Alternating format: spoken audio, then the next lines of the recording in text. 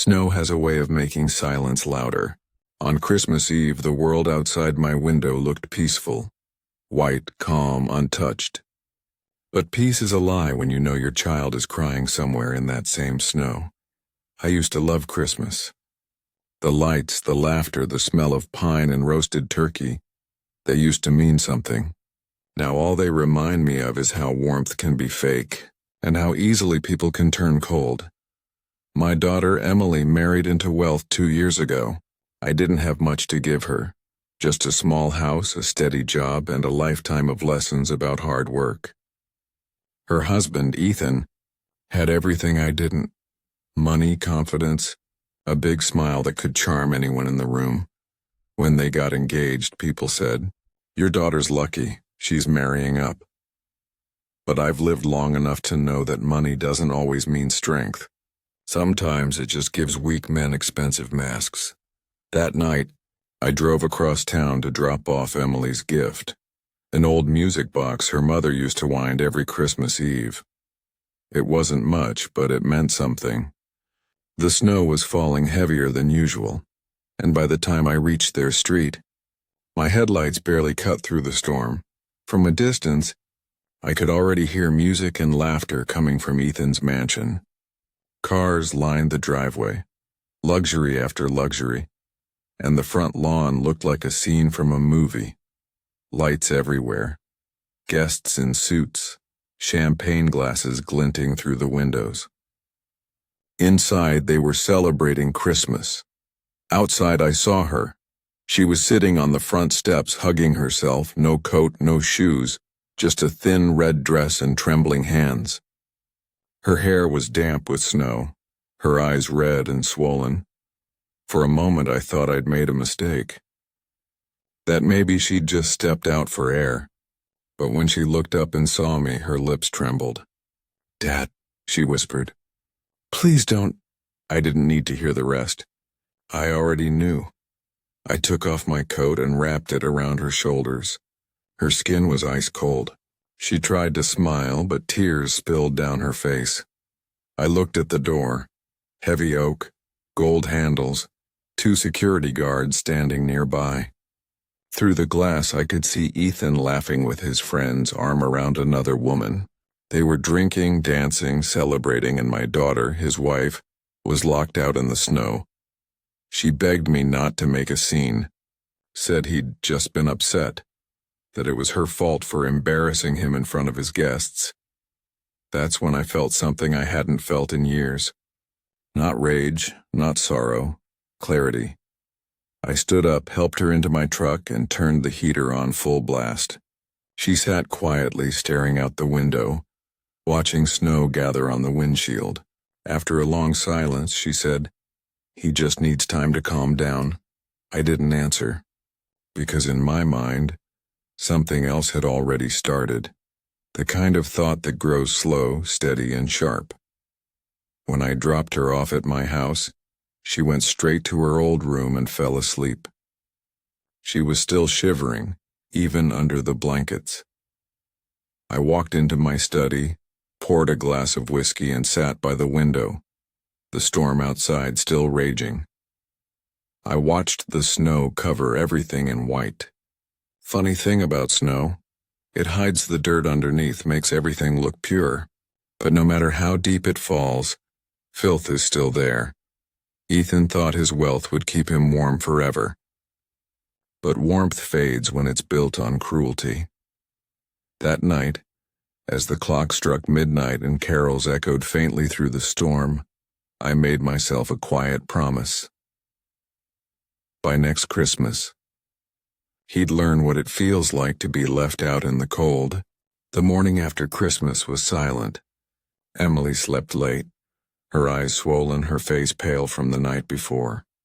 She didn't talk about what happened, and I didn't push her. Some truths don't need words.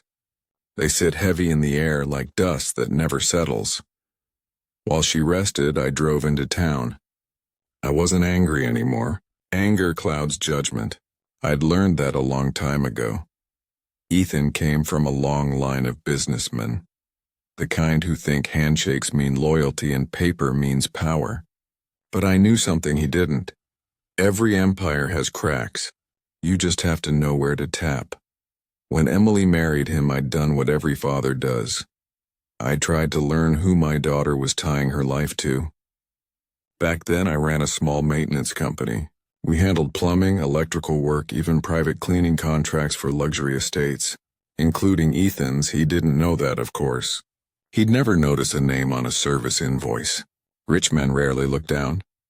They only look ahead, until someone quietly pulls the ground from beneath them. I stopped by my old office. My foreman, Dale, still ran the place. Same man, same loyalty. When he saw me walk in, he smiled. "Didn't expect to see you around the holidays, Bill." "Need a favor," I said. He didn't ask questions, just nodded like he always did. I told him I needed access to Ethan's estate, discreetly. He'd gotten new systems installed. Security, surveillance, and a custom digital gate lock. Dale checked his files, whistled low. "Still under our maintenance contract. I can put you on the schedule. No one'll look twice." By that evening, I was walking through Ethan's mansion again. This time not as a guest, but as the man who used to fix his heating ducts. Different clothes, same man. Funny how perspective changes everything. The party mess was still there. Bottles, broken ornaments, expensive wine stains on the carpet. The staff cleaned quietly, avoiding eye contact. I moved through the room slowly, studying every detail. Ethan's home wasn't built for comfort. It was built to be seen. Glass walls, imported furniture. Everything looked perfect, sterile, just like him. When I reached his private office, I paused. On the desk, his laptop was still open, glowing faintly. I didn't touch it. I didn't have to. I'd already planned something cleaner. In the corner of the room sat a small silver box, his smart home control hub. Everything connected through it. The gate, the garage, the cameras. My company had installed it 2 years ago. I knew the system inside out. While checking connections, I slipped a small data stick into the back port, a diagnostic tool, nothing illegal. It didn't steal or break anything. It simply watched. I left the house without anyone noticing. Back home, I plugged the stick into my computer. A few keystrokes later, I could see everything. The camera feeds, the door access logs, the room temperatures. And one other thing, Ethan's habits. He wasn't just cruel. He was careless. Every night after his business dinners, he'd bring someone new into the house. Always around 11:30. Always to the same room, Emily's old studio. The man turned my daughter's sanctuary into a playground for his arrogance. For a week, I said nothing. I let the data collect. I watched. Every laugh, every movement, every betrayal. All neatly time-stamped and archived. Emily asked me why I kept checking my computer at night. I told her I was fixing some old work accounts. She believed me. I wasn't ready to tell her. Not yet. By New Year's Eve, I had what I needed. Proof, patterns, leverage. But this wasn't about exposing an affair. That's what weak men do when they want pity. I wanted something colder, something Ethan couldn't recover from. He built his life on image. A respected investor, a family man, a trusted partner. So I decided to take his image apart piece by piece, quietly, surgically, and legally. I began with the foundation, his company. Every property he owned, every contract he signed, ran through shell companies and tax shelters. He thought no one could follow the trail, but I'd built systems more complicated than his for decades, and I still had the right contacts. Dale helped me reach one, an old accountant named Martin who owed me a favor. By the time we were done reviewing Ethan's records, I found 3 things he never wanted anyone to see. Falsified invoices, hidden accounts, and one transaction tied directly to fraud. It wasn't about money anymore. It was about timing. and as fireworks cracked across the midnight sky, I raised my glass of whiskey once again. This time not to Christmas, but to the coming storm. By the first week of January, the city was still covered in frost. Holiday lights dimmed, the streets went quiet, and people went back to pretending everything was fine. Ethan wasn't pretending. He was thriving, or so it seemed. Every social post, every photo, every smug smile told the same story. Success, stability, and status. But I already knew what he didn't, that all three were built on lies. And lies, when handled properly, have an expiration date. I spent the next few days preparing quietly. I didn't need guns or threats. Just a phone, a plan, and patience. The first move was subtle. An anonymous envelope mailed to one of his company's partners. Inside were printed records of the fraudulent transaction Martin and I found. I knew the man well.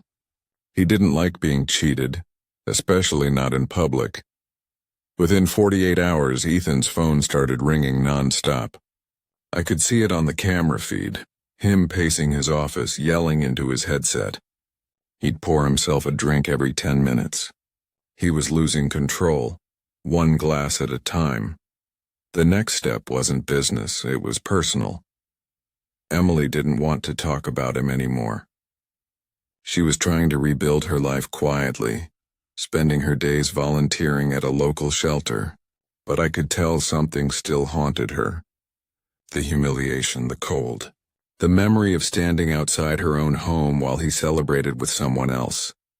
I didn't tell her what I was doing. Not yet. Sometimes silence is the most powerful revenge. By mid-January, Ethan's company faced an internal audit. A few missing numbers, a couple of suspicious entries.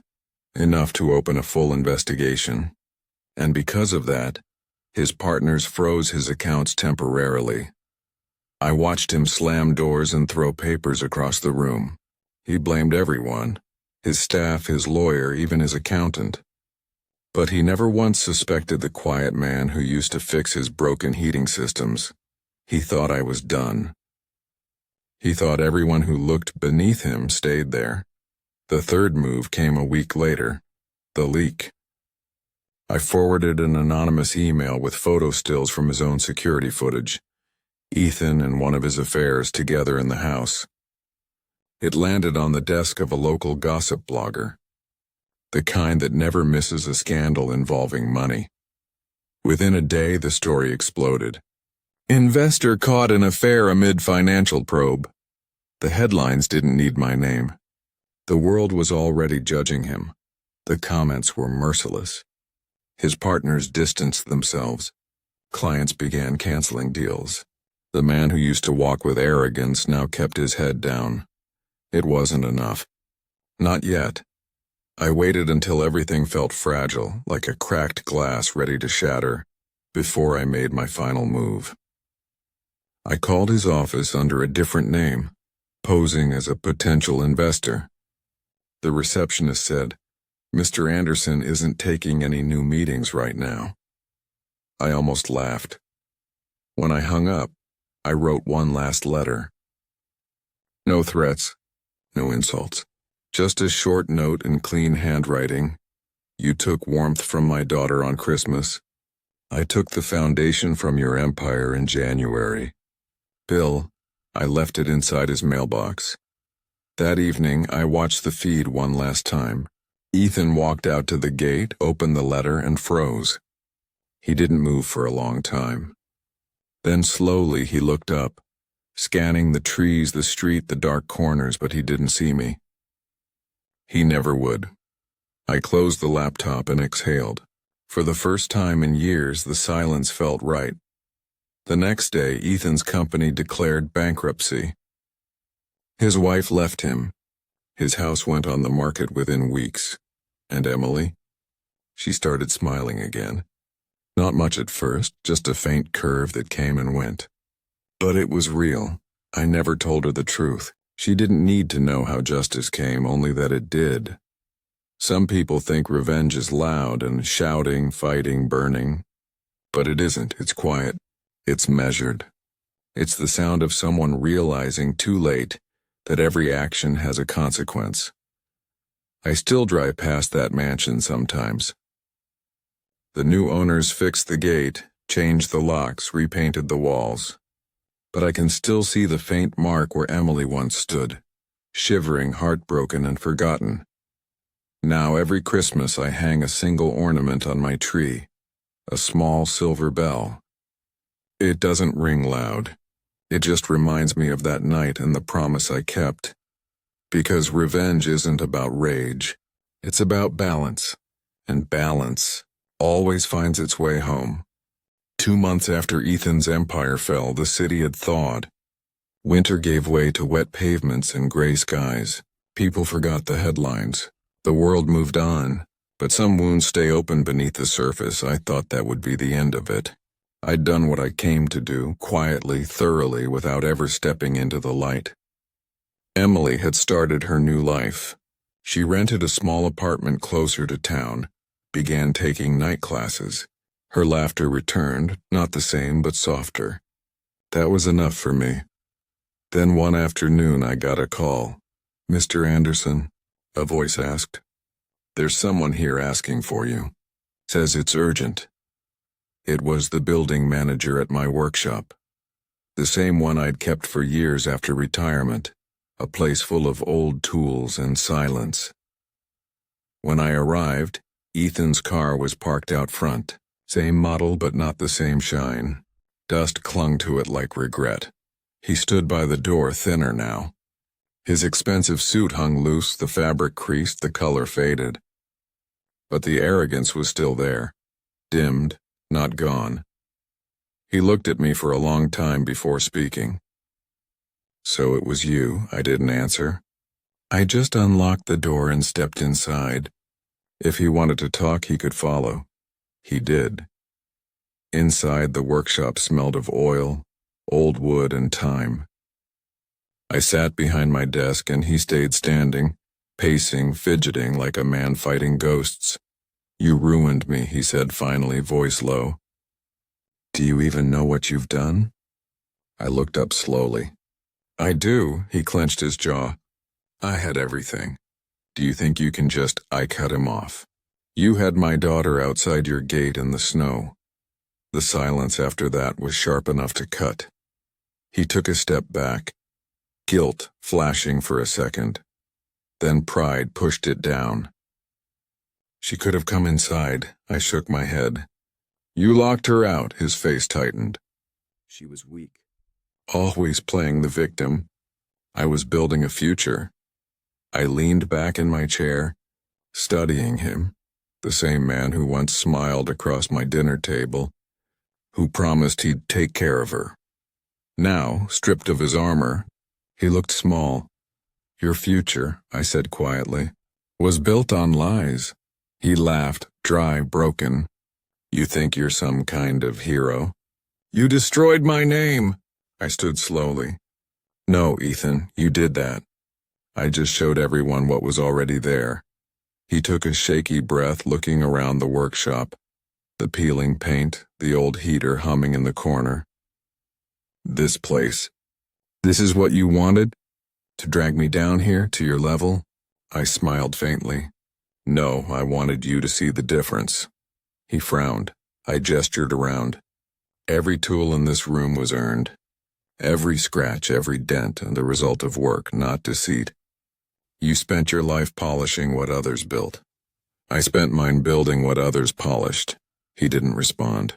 He just stood there, the weight of it finally pressing down. "You're finished, Ethan," I said quietly. "The audits, the media, your partners, and they'll bury you for years. You'll spend the rest of your life trying to clear your name, and even if you do, no one will care." He swallowed hard. "And Emily? What about her?" "She's doing fine," he scoffed. "She'll forget me." I met his eyes. "That's the point." He turned to leave, then stopped at the door. "She'll find out someday, you know, what you did, and when she does, she'll hate you for it." I nodded. "Maybe, but at least she'll have a life to hate me from." He didn't have an answer. He just walked out. his shoes echoing on the concrete. I watched until the sound faded into nothing. When he was gone, I sat there for a long time. The air felt heavier but cleaner. For the first time in months, I opened the windows. A thin beam of sunlight cut through the dust and faint but warm. That night, I took a drive past the old mansion again. It was empty now, shutters closed. The driveway littered with leaves. The house that once held laughter and arrogance now stood hollow, a monument to silence. I parked across the street, turned off the engine, and just watched. I wasn't gloating. I wasn't angry, I was still. Some people think revenge ends with a smile or a cheer. It doesn't. It ends quietly when justice and peace finally balance each other out. Emily called me later that night. She wanted to meet for dinner. Said she had something to tell me. When she walked into the restaurant, she looked different. Brighter, steadier. She said she'd been offered a position at the shelter full-time. She wanted to help others get back on their feet, especially women who'd been left out in the cold. I smiled and told her how proud I was. She didn't know what I'd done, and she didn't have to. Because revenge, real revenge, isn't about destroying someone else's life. It's about rebuilding the one they tried to break. As I watched her laugh across the table, the noise of the city faded, and I realized something simple. Justice isn't loud. It's quiet, and sometimes it sounds a lot like peace.